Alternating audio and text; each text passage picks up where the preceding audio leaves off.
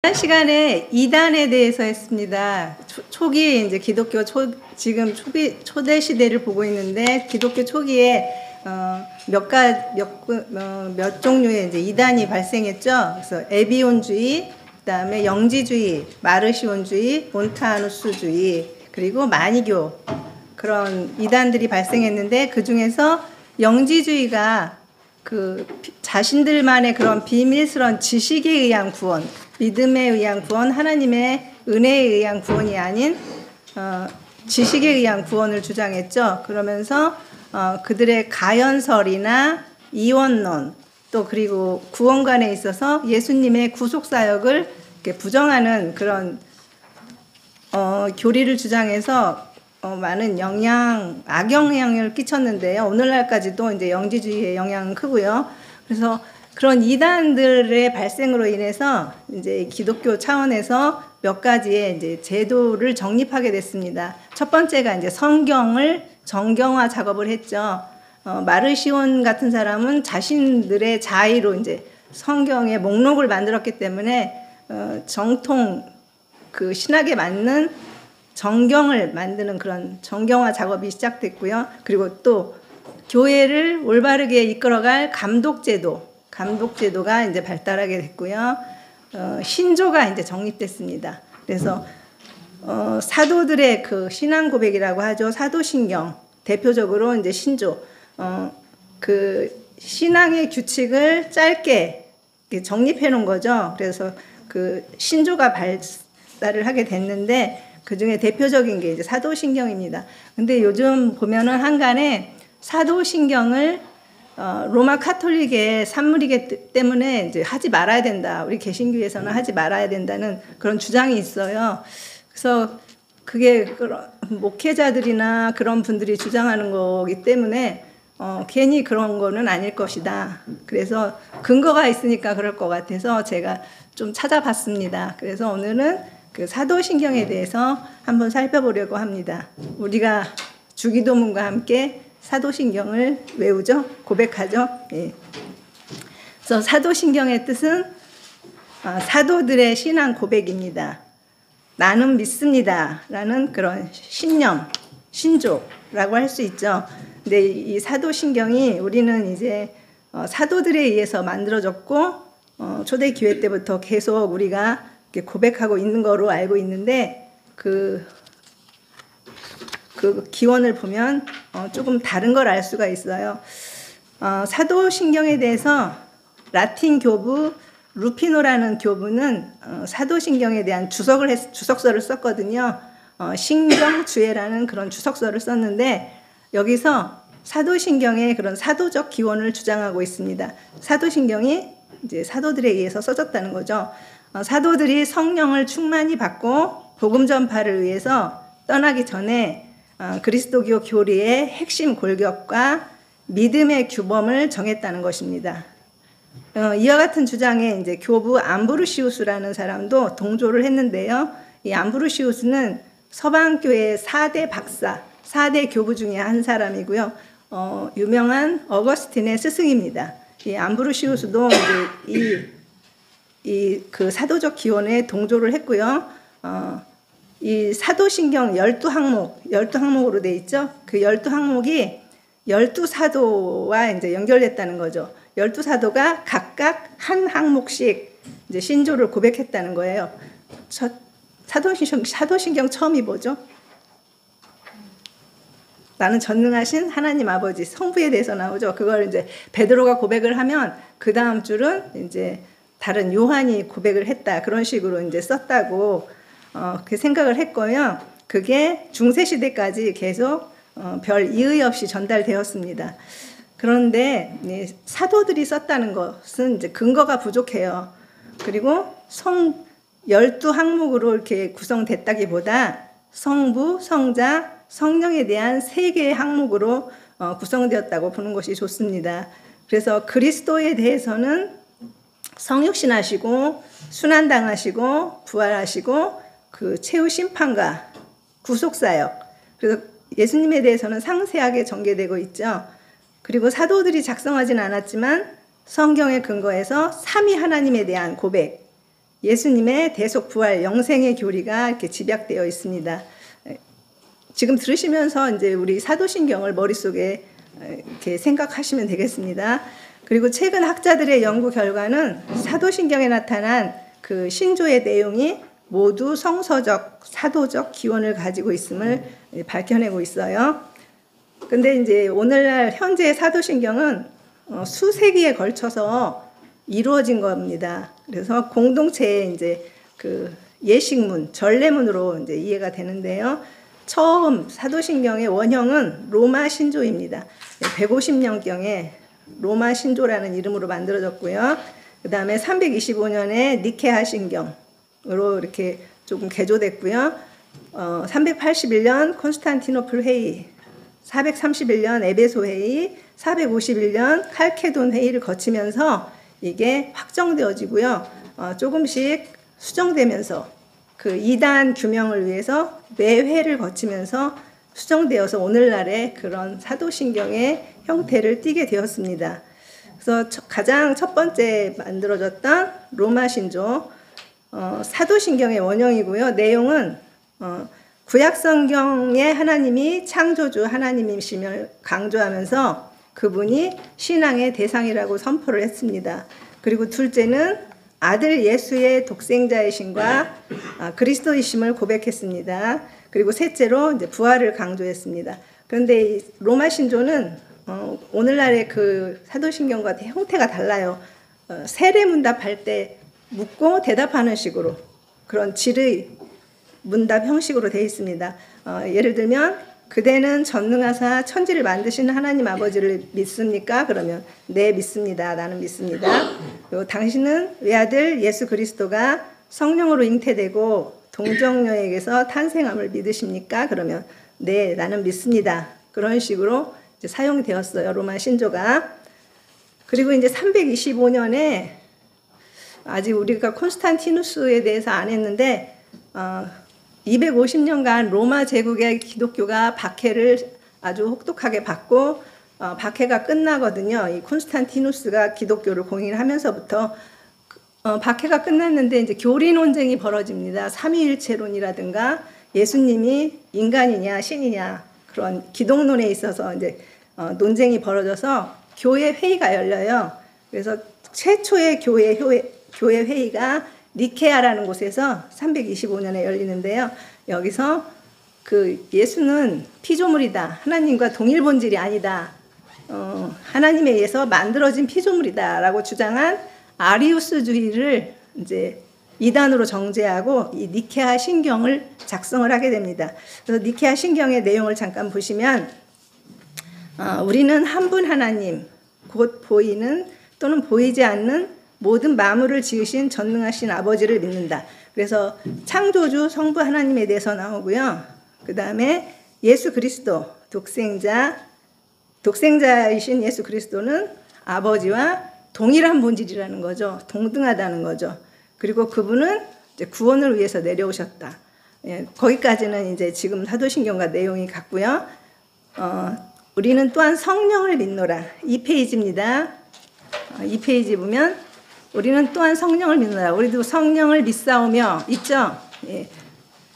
근데 여기서는 성령을 믿사오며에서 끝나요. 우리 지금 있는 거룩한 공교회와 성도의 교제와 죄를 용서받는 것과 몸의 부활과 영생 이 말이 없어요.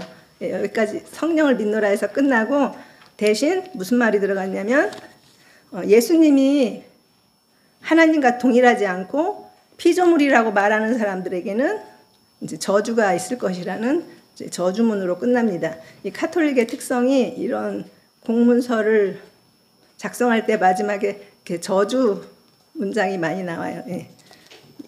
그 종교개혁 때도 루터를 저주하는 그런 공문서를 내리면서 저주하는 그런 문장들이 많이 나오거든요.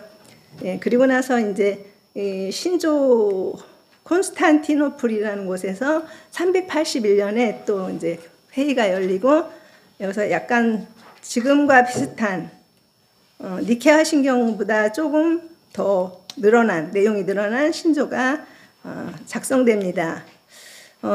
창조주 하나님 예수 그리스도까지는 같고요. 우리는 이제 니케아 신경도 그렇고 우리 지금 사도신경도 그런데 성령을 믿사오며 그러면서 성령에 대한 구절이 한 문장밖에 없는데 여기서는 제가 빨간 글씨로 해놨죠. 거기까지가 다 성령에 대한 설명입니다. 성령은 주 되시며 생명을 주시는 자이시니 아버지로부터 발출하시며 곧 아버지와 아들과 더불어 함께 경배받으시며 함께 영광을 받으실 분이시니 선지자들을 통하여 말씀하여 오신 분이시니라. 그러면서 성령에 대한 것이 있고요. 그다음에 세례에 대한 거, 죽은 자의 부활, 그다음에 다음 생을 바라는 거, 그렇게 조금 변형된 신조가 작성됐습니다. 이런 식으로 계속 회의를 열면서 이제 수정됐다는 거죠.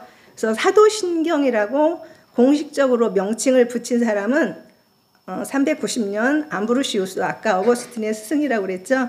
예, 그 사람에 의해서 이제 사도신경이라는 명칭이 붙었고요. 서방교회에서 오늘날과 같은 형식으로 개정되고 널리 사용된 것은 이제 700년경에 되겠습니다. 근데 이 카톨릭이 이제 로마 제국이 서쪽과 동쪽으로 갈리면서 서쪽은 로마 카톨릭이고 동쪽은 동방정교회인데요. 동방정교회에서는 사도신경을 하지 않고 이 니케아 신경을 신앙 고백으로 채택해서 고백을 합니다. 예. 그래서 현대의 이제 카톨릭 사도신경을 보겠습니다. 카톨릭 성경하고 우리 개신교 사도신경을 이제 여기다 써놨는데요. 카톨릭의 사도신경은 이래요. 전능하신 천주, 성부, 천지의 창조주를 저는 믿나이다. 이런 데는 다 똑같죠. 그 외아들 우리 주 예수 그리스도님 성령으로 인하여 동정 마리아께 잉태되어 나시고 본시오 빌라도 통치 아래서 고난받으시고 십자가에 못 박혀 돌아가시고 묻히셨으며 저승에 가시어. 이거는 개신교 사도신경에도 영문에는 있습니다. He descended into hell. 그리고 사흔날에 죽은 이들 가운데서 부활하시고 하늘에 올라 전능하신 천주 성부 오른편에 앉으시며 그리로부터 이제 심판하러 오시리라 믿나이다. 그리고 성령을 믿으며 거룩하고 보편된 교회. 우리는 거룩한 공예와 공의회와 공교회와 그러는데 여기는 보편된 교회와 성도의 교제. 우리는 성도의 교제인데 여기는 모든 성인의 통공을 믿으며 이렇게 다르죠. 죄의 용서와 육신의 부활, 영원한 삶을 믿나이다. 이렇게 되어 있습니다. 이제 개신교 사도신경은 우리가 요즘 하는 이제 새 번역을 올렸는데요. 그냥 옛날 버전으로 하시는 분들도 계시죠. 예. 틀린 거는 저기 그 공교회하고 공회, 거룩한 공회와 우리 그전 버전은 그랬는데 요즘은 공교회. 그리고 성도가 서로 교통하는 것, 그게 성도의 교제로 바뀌었죠. 예, 그 정도만 바뀐 거예요. 내용은 똑같고요. 그래서 우리 개신교 사도신경을 한번 다 같이 이렇게 읽어보겠습니다. 시작. 나는 전능하신 아버지 하나님 천지의 창조주를 믿습니다. 나는 그의 유일하신 아들 우리 주 예수 그리스도를 믿습니다. 그는 성령으로 잉태되어 동정녀 마리아에게 나시고 본디오 빌라도에게 고난을 받아 십자가에 못 박혀 죽으시고 장사된 지 사흘 만에 죽은 자 가운데서 다시 살아나셨으며 하늘에 오르시어 전능하신 아버지 하나님 우편에 앉아 계시다가 거기로부터 살아있는 자와 죽은 자를 심판하러 오십니다. 나는 성령을 믿으며 거룩한 공교회와 성도의 교제와 죄를 용서받는 것과 몸의 부활과 믿습니다. 아멘. 예, 이렇게 됐습니다. 근데 이제 사도신경이 그 로마 카톨릭의 그런 산물이기 때문에 우리 개신교에서 하지 말아야 된다. 그 주장하는 분들의 그 사도신경 비판자들의 그 주장을 제가 몇 가지 이제 썼고요. 거기에 대한 변증이라고 할까요? 그 의견을 이렇게 써놨습니다. 우선 그 사도신경 비판자들이 주장하는 것은 동정녀라는 말 때문입니다. 비판자들이 주장하는 것은 카톨릭에서는 마리아를 평생 동정녀라고 하여 성모 숭배의 근거로 사용한다. 마태복음 13장 55절과 마가복음 6장 3절에 이제 예수님의 형제들의 이름이 나와요. 예. 마태복음 13장 55절은 이는 그 목수의 아들이 아니냐, 그 어머니는 마리아, 그 형제들은 야고보, 요셉, 시몬, 유다라 하지 않았느냐. 그리고 마태복음 6장 3절은 야고보와 요셉과 유다와 시몬의 형제가 아니냐, 그 누이들이 우리와 함께 여기 있지 아니하냐. 예, 이렇게 남자 형제가 몇 명이죠? 둘, 넷, 네 명이에요. 야고보, 요셉, 시몬, 유다. 그러니까 예수님까지 5. 그러니까 예수님 태어나신 이후에 이제 형제들이 4명, 그리고 누이, 여동생이 최소한 2명이라는 거죠. 누이들. 이렇게 자식들에 대해서, 마리아의 자식들에 대해서 이렇게 성경에 나와 있는데, 이 카톨릭에서는 뭐라고 하냐면 이 야고보와 요셉, 예수님의 동생 이름으로 나온 야고보와 요셉은 마리아의 아들들이 아니라 마태복음 28장 1절에 나오는 다른 마리아, 안식 후 첫날이 되려는 새벽에 막달라 마리아와 다른 마리아가 무덤을 보려고 갔더니, 여기서 나오는 다른 마리아의 아들이라는 거죠. 그래서 마리아가 평생 동안 동정녀였다, 이렇게 주장을 하는 거죠. 예. 그래서 그 비판자들의 이제 주장은 이제 사실이죠. 카톨릭이 그렇게 믿고 있으니까요. 그런데 평생 동정녀 설뿐만 아니라 카톨릭의 마리아 숭배 사상은 황당하기까지 합니다. 몇 가지를 이제 살펴보면요. 무염 시태설이 있습니다. 현대말로 하면 원죄 없이 잉태되신 성모. 마리아는 그 부모에게 잉태되는 순간부터 원죄에서 완전히 보호되고 일생 동안 본죄에 물들지 않았다. 말이 되나요? 네. 그게 카톨릭 교리에도 나와 있고요. 바티칸 공의회 헌장에도 나와 있습니다. 그래서 이들은 매년 12월 8일에 무염 시태 축제를 벌입니다. 이 카톨릭 교인들이요. 그리고 또 부활 승천설이 있습니다. 마리아가 부활 승천했다는 거죠. 우리 하느님의 어머니 평생 처녀 마리아, 그녀의 지상 생애 후에 몸과 영혼이 하늘의 영광으로 올리움을 받은 것을 선언, 선포, 정의한다. 그래서 교황 비오 12세가 1950년에 이제 선포를 했어요. 그리고 중보자와 공동 구속자, 마리아가 예수님과 함께 우리의 인류의 죄를 구속하는 그 사역에 동참했다는 거죠. 하늘의 올림을 받은 후에도 이 구원의 직분을 제쳐놓지 않고 영원한 구원의 선물들을 우리에게 주시기 위하여 그녀의 다양한 중보 사역을 계속하신다. 그러므로 교회는 복된 동정녀를 변호사, 보호자, 협조자, 중재자라는 명칭으로 기원한다. 신자들은 온갖 공경 속에서 그분의 보호 아래로 달려들어가 도움을 간청한다. 이렇게 바티칸 공의회 헌장이나 교회 헌장에 나와 있습니다. 이와 같은 마리아 신격화에 대한 교리를 한 항목이라도 믿을 사람은 우리 개신교회에는 없을 것입니다. 그래서 예수님의 동정녀 탄생은 성경이 증거하는 것이고, 평생 동정녀설은 성경을 부인하는 거짓 교리입니다.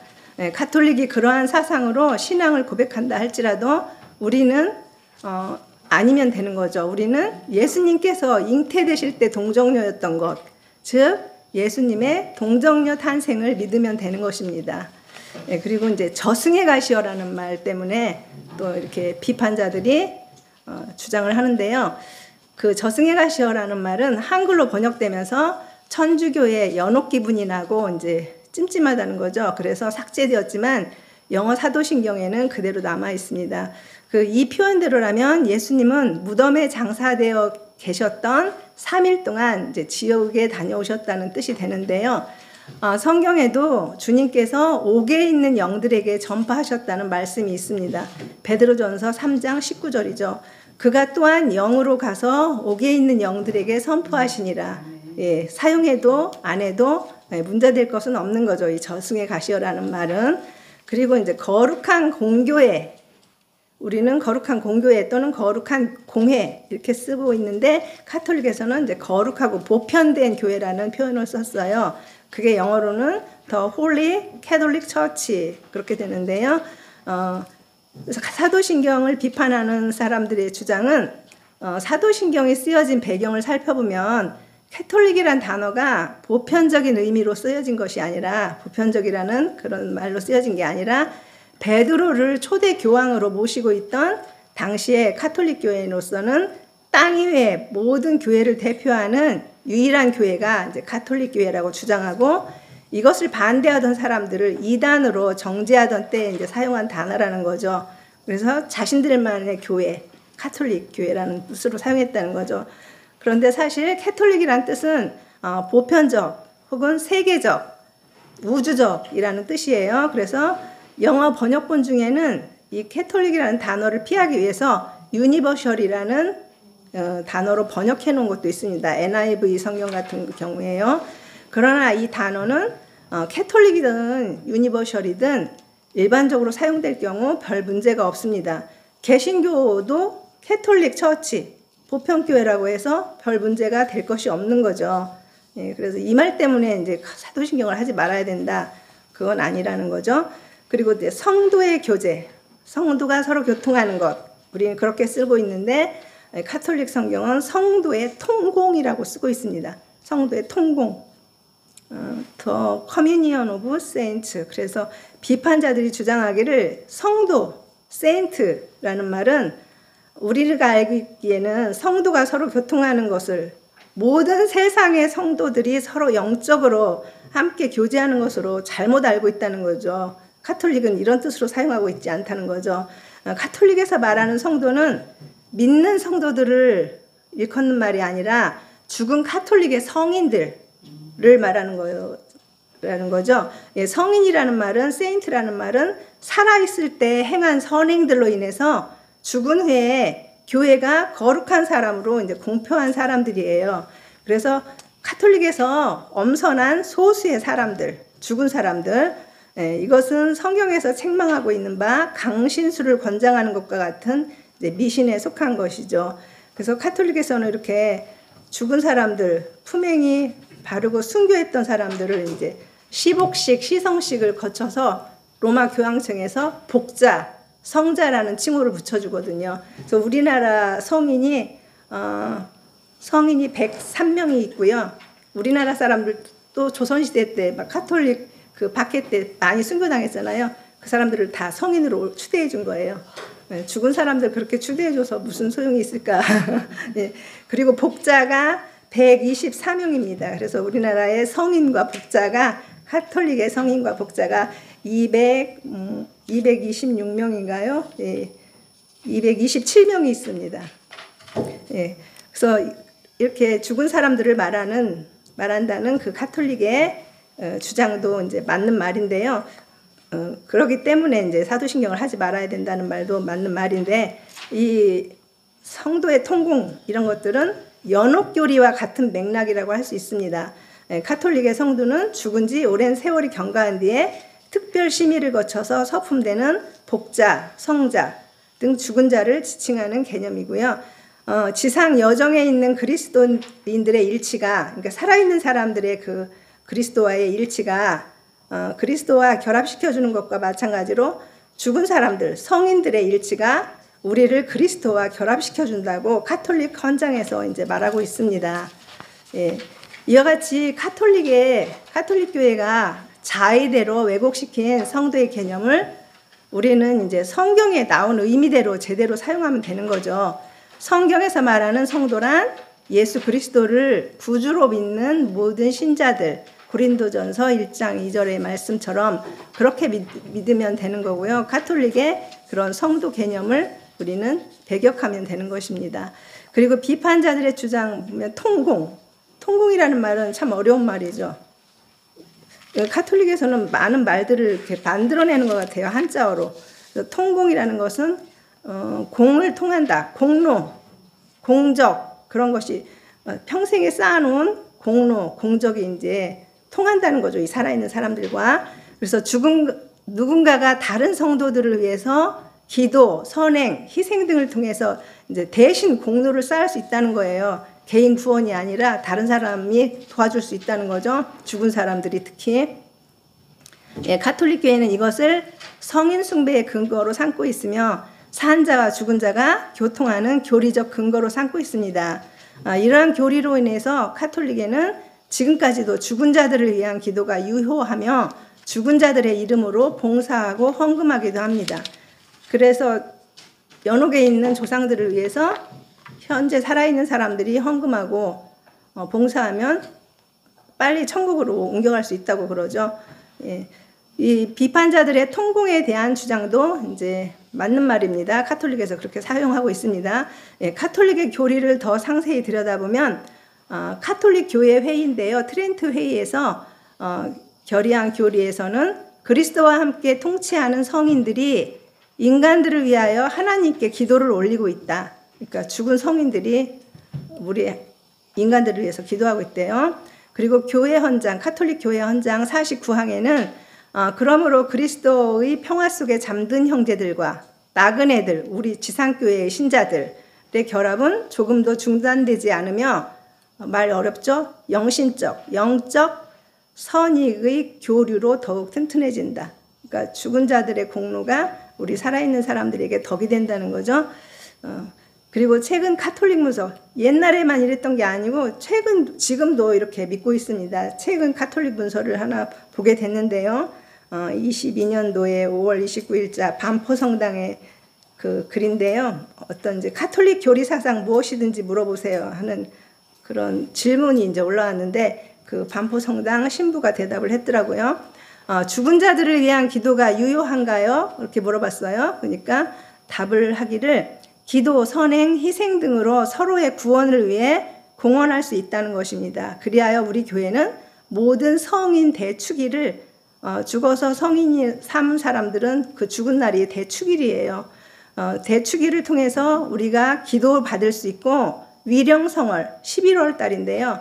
죽은 자들을 위한 기도하는 달이에요. 11월이. 위령성월을 통해서 우리가 기도해 줄 수 있음을 기억합니다. 매 미사 때 죽은 이들을 기억하는 기도를 바치는 것도 같은 이유에서입니다. 그러면서 이들은 이제 죽은 이들을 미사 때마다 죽은 이들을 위해서 기도한다는 거죠. 그래서 보면은 이렇게 카톨릭이 엄청난 그 교리를 왜곡시키고 카톨릭 그 사도신경 자체도 자기들 마음대로 변형시켜서 사용하고 있는데요. 공로에 의한 구원, 믿음이나 예수님의 그 하나님의 은혜에 의한 구원이 아니고 공로, 봉사, 그런 인간의 공로에 의한 구원, 더구나 죽은 자들의 공로와 기도가 산 자들에게 영향을 미치고 죽은 자들을 위한 살아있는 이들의 기도와 헌신이 그들을 구원할 수 있다는 그 교리는 더 이상 기독교라고 말할 수가 없습니다. 카톨릭의 교리는. 그래서 그 카톨릭이 그렇게 왜곡시킨 사도신경을 개신교에서 할 수 없다고, 하지 말아야 된다고 이제 주장을 하시는 분들이 많은데요. 제가 결론을 내리자면 사도신경이 주기도문과 다르게 성경에도 없고 위에서 본 바와 같이 가톨릭 교회가 왜곡시킨 부분들이 있기 때문에 침례교단이나 그리스도의 교회 등 개신교 일부에서는 사도신경을 하지 말 것을 주장하고 있습니다. 물론 가톨릭이 설명하는 그대로의 교리를 믿고 신앙 고백을 하는 것은 옳지 않습니다. 가톨릭에서 발행한 사도신경에 대한 교리적 해석책과 그들의 주장은 당연히 사도신경의 내용을 자신들의 교리로 설명하고 교리와 짜맞춘 것들임에 틀림없습니다. 그들의 오류를 바로 잡아주려는 노력을 하거나 그들로부터 돌아서는 수밖에 없습니다. 중세시대 1000년간 그 초대교회의 순수한 복음을 왜곡시킨 그들로부터 나와서 종교개혁을 일으키고 개신교가 탄생된 것처럼 그렇게 말을 하는 것이죠. 개신교가 탄생된 것처럼 그렇게 돌아서야 된다는 거죠. 신경이라는 말은 나는 믿는다라는 뜻의 말이다. 사도신경 자체가 성경에 나와 있지는 않지만 우리들이 그대로 믿어야 하는 신앙의 기준이 됩니다. 교회 초기에 이단을 가리는 기준으로 사용되기 시작되었기 때문에 그 내용은 성경적이고 복음적입니다. 사도들의 신앙과 신약 성경이 가르치는 바를 가장 간략하게 요약해서 자신의 신앙으로 고백하게 만든 이제 신조인 거죠. 가톨릭 교회가 외경을 정경으로 인정해서 73권을 정경으로 사용하지만 우리 개신교는 66권만을 인정하듯이 가톨릭이 왜곡시킨 그 구절들을 수정하고 정통 교리에 맞게 만든 사도신경을 사용하면 되는 것입니다. 예, 오늘날 우리가 사용하고 있는 사도신경의 구절을 묵상해 보시기 바랍니다. 주기도문과 함께 수없이 고백해도 좋을 신앙 고백이라는 생각이 들 것입니다. 예, 수고하셨습니다.